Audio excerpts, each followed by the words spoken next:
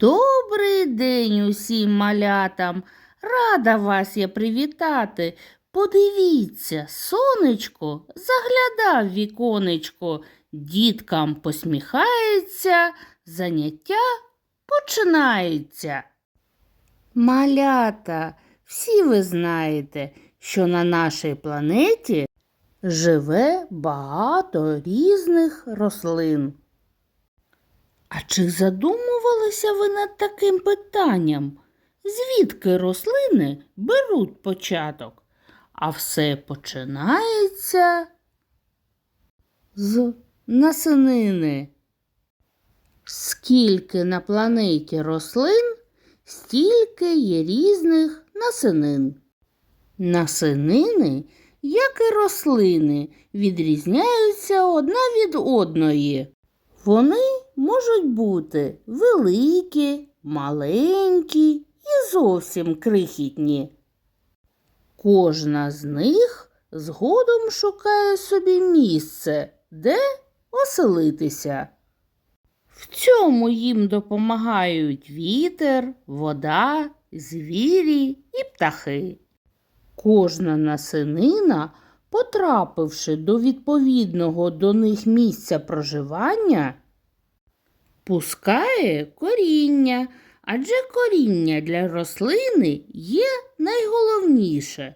В ньому майбутня рослина міцно закріплюється в ґрунт та одержує з нього поживні речовини та вологу.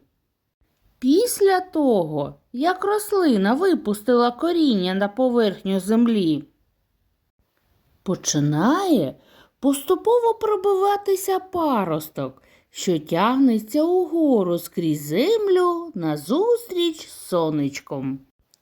Пройде небагато часу, як над землею можна побачити товку стеблинку із порою листочків. Саме з цього часу рослина буде розвиватися до дорослої рослини. А допомагати їй в цьому буде сонце, вода, повітря і коріння, що годують рослину. Коли пройде певний час, рослина накопичує достатньо сили, щоб випустити на світ власне насіння. На стеблі можна побачити пуп'янок, схоже на згорнутий листочок.